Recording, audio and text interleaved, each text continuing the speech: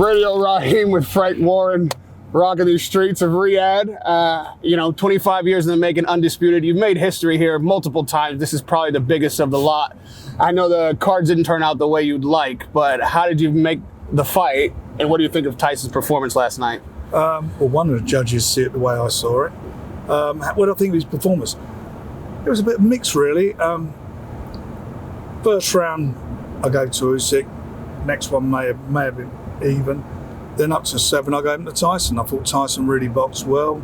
He was using his brain, using his jab well, catching him with good uppercuts and body shots. And at one stage, I think a couple of stages, he definitely hurt him with a few punches. And I felt he was on his way to a stoppage. Were you surprised at the style of the fight, especially early on? People thought that Usyk would be the one being a bit elusive, and he seemed to be coming straight for Tyson. I think Tyson, he worked out his game plan, and it was working up until the round where he got clips on he's got a shot on the nose, and he struggled. And you notice in the fight kept touching his nose, and I don't know whether that's because he either. Well, it's broken. Sitting outside watching it, but is his nose broken? He's biting on his gum shoe. He's got his nose broken. If that's the case, and there's blood, it's going to affect his or interfere with his breathing. And he seemed uncomfortable that whole round. And then the next round, obviously Usyk had a brilliant round. He came out there, caught a good shot, and he was relentless. And it's a funny thing I see, certainly in some British newspapers today and media, they were talking about how brave Usyk was, which he was. How brave was Tyson that round? By the end of that round, thankfully, what happened towards the end of the round, and that was obviously a 10-8 round. And then I think from then on, he won every round, Usyk, but not the 12th. I gave Tyson the 12th round. The 9th was the controversial round. 9th round. The 9th round was a controversial round, and Team Usyk. So he won the 8, 9, 10, 11. So he won those 4 rounds. Usyk did it, obviously. And the first round, so that was 5 rounds. And there was one outstanding, and I thought Tyson won. But look, you know what? I'm not crybabying about it, moaning about it. Tyson's taken it. It is what it is. It was a close fight. And a lot of people, I spoke to people still now, some say that they thought Tyson won, some say that they agreed with the Usyk win. And that's what was subjective. There was no massive difference. So it is what it is, and we'll see what happens in the future. Now, clearly, as you've described, you think your man won it, but there are obviously criticisms when anybody loses. One of them being, and I'm not sure if maybe Tyson would even agree, we know he's comfortable in there, but he seemed to take quite a bit of pleasure in clowning around. There was times when he had some success and didn't press the action, instead took a little a celebratory type of action instead of continuing on the fight. He's done that in lots of fights. But in a fight this close, do you think that those margins could have been the difference? At that time, looking back on it, but those rounds that he was doing that in, he was winning those rounds, and they were scored for him if you look at the judges' card. So whether he's clowning or not, he won the rounds. What I would like to see him do was to take him out. There were times Usyk's obviously, he's a quality fighter. He's the first guy or is he the first or the second guy to unify cruiserweights and heavyweight titles? It's an amazing record. But there was times in the fight where I like to see Tyson use his jab a little bit more, even though he was winning up to that point when he got clipped. Use his jab, and the shot that Usyk was getting caught with was that uppercut. He was catching body shots and the uppercut. But it is what it is. You can look back on it. If only this happened, if only that happened. But it didn't happen. Well, what happens next is a big question mark. It didn't sound like you or Tyson was committed to this rematch in October. Well, we are committed because there's a contract signed. However, Tyson's wants to do it, and Usyk's got to want to do it. One of them says that I've had enough. That could be the case, and that'd be their choice. They're 2 guys who they gave everything that ring, both of them. But Usyk doesn't have the option to say he doesn't want to do it. He can. He's a champion. He can say I'm retiring. I'm not saying he would, but he has an option, doesn't he? But like you say, there is a contract, and if Tyson activates, unless Usyk retires, which seems unlikely, then it's going to happen. So what's the hesitation for Tyson to say, well, yeah, we get it on again? He did immediately say that in the ring, but I told him, I said, wait, you've been away from your family since last December, 2 back-to-back training camps, no fight in between. You know, it's a long time to be away from your family. You haven't got to make any decisions about anything. It's contracted. And if you want to go through it, you go through with it. But you know, who's anybody to pressure Tyson what he should be doing? That's his choice. He's the guy getting in the ring. He's the guy who's taking the lumps. And that's how it is. I think you're right. Nobody calls the shots for Tyson, clearly. But we do question what his motivation is for making these decisions, right? He says multiple times he doesn't care about legacy, he doesn't care about the belts. I don't know if anybody really believes that 100%. But we don't know he cares about money. And maybe the AJ fight, even still, is a bigger fight. Certainly a bigger fight for England, more money. They are big. There's of course there's big fights out there. There's no doubt about that. Because he comes to fight. He's a great fighter. And up until this was his first defeat, but you know it'll be his choice. I mean, I'm not even going to. When I speak to him about it, I'm not even going to try and influence him. What do you want to do?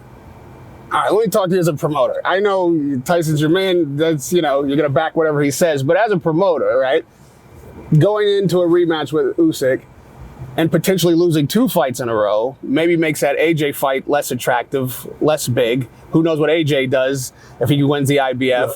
What do you think is the smart move for Fury up next, potentially October or early 25? He's a very, very wealthy guy. If he fights for money, big purses, and they're huge purses, if he fights for them, then he improves his bank balance. Can he spend the money that he's got? No, he can't spend it. It's just he's made so much money. So that's got to be his choice. What does his family want to do? What's his wife want to do? What his kids want him to do? You know, he's been away from them for nearly 6 months. He's been in a training camp, not really seeing his family, except for the little break he had in between when he got cut. So that'd be his choice. And I don't think he'd even weigh it up like that. At the end of the day with Tyson, he either want to fight or he doesn't want to fight. What I said to him is if you're going to retire, don't retire and then say you want to come back in a month's time, which he does sometimes, which he's done a couple of times. So it's better just think through. There's no pressure. There's zero pressure for this. There might be a little pressure, Frank. There might be a little pressure. From all of England, probably, the whole of England. And Tyson has some pride at stake here. If this were to be his last fight. I hear what you're saying, but, I mean, you see how much pride he's got in that 9th round. Right. How many people would have gone back to the corner and not come out? Let me ask you about that 9th round, because there is a bit of controversy there as to what the referee was in there doing. Refereeing. Right, but on what criteria he stepped in. Do you have any issue with it? Way? In him stopping the action and calling it a knockdown, as opposed to either letting Usyk finish or waving the fight off? The rope stopped him from going down. The proof is in the pudding. He come out and Usyk didn't what I mean by capitalised it, he couldn't put him down again, and he got himself back to it. You've seen him do that in fights. I mean, I don't want to see him do it. He did it in the first fight with Deontay Wilder. He done it in the fight with Ngannou, and he done it in the fight prior to that with Wilder in the 3rd fight. That's how he is. I thought the referee done a really good job. We all collectively, both camps, wanted Mark Nelson because he's a good referee. We all went for it.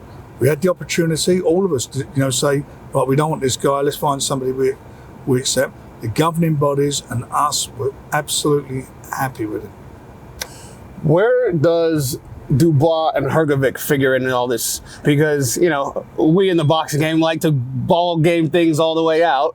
So the IBF right there is potentially coming back to Queensberry if Dubois can be successful. And then you're looking at possibly Joshua or, Fury could challenge there. We will.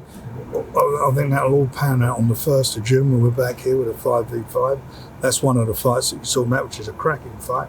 And we'll see. But at this moment today, he has all the titles. Mr. Usyk, he's got the 4 of them.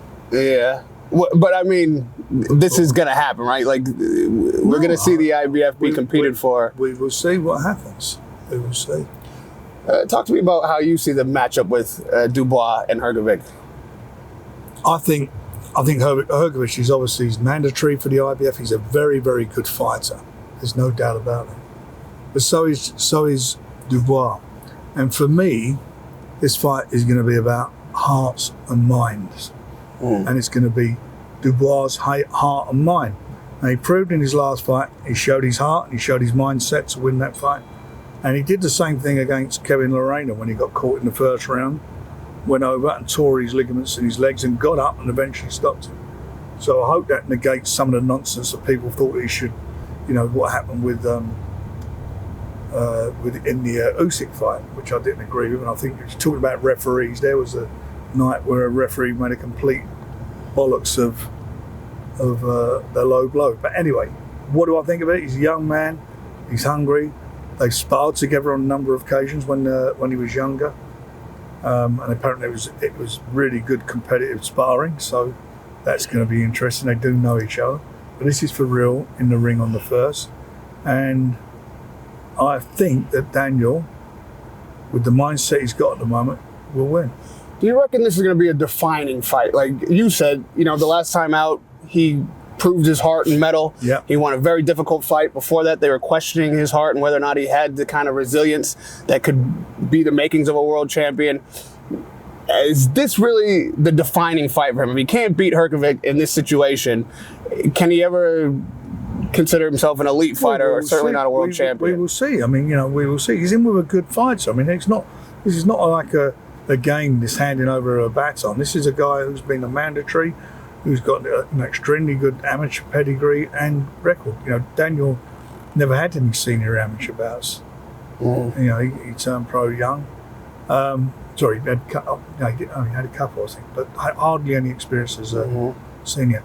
And you look at it and you think to yourself, what has he got going for him? What he's got going for him, he's got tremendous skills. He's got a great jab, he's punch, and he's a good finisher. If he gets you in trouble, you're in trouble. And I think up until this fight with Tyson, he gave Usyk his toughest fight. He hurt him. He gave him his toughest fight. And as I say, if it hadn't been down to, I think, all the circumstances, who knows where we'd be. But this is a tough fight. Let me broaden the scope out on this 5 for 5 because we're like 7 days away from that fight week starting, which is incredible. Like, what a run we've been on. Yeah. Now, this really is still seen as a matchup between you and Eddie Hearn, between Queensberry and Matchroom. And Eddie's brought on Deontay Wilder, which I've given him some stick about because I know it's within the rules. He can bring in a guy last minute. But do you reckon that that's fair? I mean, this is like probably the least Matchroom fighter you could find on the planet. It's Deontay Wilder. Oh, look, he's done that. That was His Excellency. I mean, we picked 2 weight divisions each, and His Excellency Turki Al-Sheikh picked also the heavyweight division. And the thing was, you can go out and sign a boxer. It's a fight. We already had a boxer signed in Big Bang Zhang, and he went and done the business and made him the captain of his team. So right. That's quite a strategic call, and obviously we'll see if that works out. But it's great. I mean, 2 weeks before the 5x5, we did a Matchroom and Queensberry fight last night, and Anthony Kakashi done the business against Joe Cordina, and he was a massive underdog. You think Zhang is up against it? Would you consider him the underdog against Wilder? No, not in the last 2 performances. Not in their last performance. Obviously, we're looking at 2 guys with big, huge punches. Yeah. Both coming off of losses. What gives Zhang the edge in your estimation? He's got a good chin. He's a big guy. He's got a good chin. He can punch. Even with the fight that he had against Joe Parker, and he faded in the later rounds. He faded a little bit, but he had Parker on the floor a few times in the fight, and I feel that look, both of these fighters know this is it. The loser's done. unless he's, to get back into the swing, he's really got a big mountain to climb. So it's an important fight. Then neither of them are getting any younger, like all of us. Right. And it's they're two. As I say, when I say they're two big punches, I just think Zhang is a big guy, and I think he's going to give him a lot of problems. Now, these fights are important to each individual fighter, of course. It's still their career.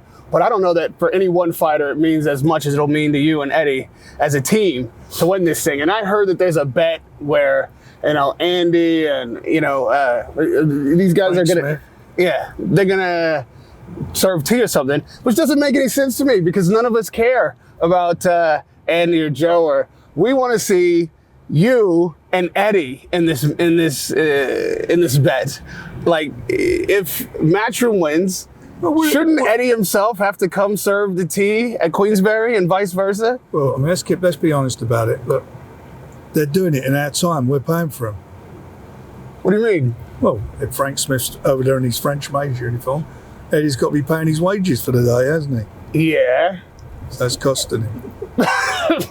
But Frank, listen, I have to speak for the people here. They want to see the two of you, Queensberry and Matchroom, the big bosses, put it all on the line. Nobody wants to see Frank Smith and Andy serving tea. That only matters to you guys. I do. Yeah, that's what I mean. That only matters to you guys. What are we going to get between you and Eddie? I'm sure something will happen in the week and we'll sort something out. I'm trying to think. What could we do? Just do that. Let's do the serve the tea thing. Just him in a French maid's uniform. Exactly. If he wants to put that on, I'll do the butlering. Oh, we got it. There it is. Because I stuck it to him first. Let me let you know. It's not just you I'm telling to. I stuck it to him first. He said the same thing that you said, so it sounds like we got a deal. When are you going to go back to him? Yeah, I'm going right back to him right now, and I know you got to get right back to London, where you're king of the walk. Well, we'll be back here again in 2 weeks in a show that you do not want to miss. They're all competitive fights. 5 seriously good competitive fights, and Bivol defending his title still. Unfortunately, Bevatier's out, but we still managed to salvage the situation. See a great light heavyweight fight next Saturday, June 1st. Frank, God bless. Thank you for the time. I know this was a tough one. Radio Rahim with Frank Warren.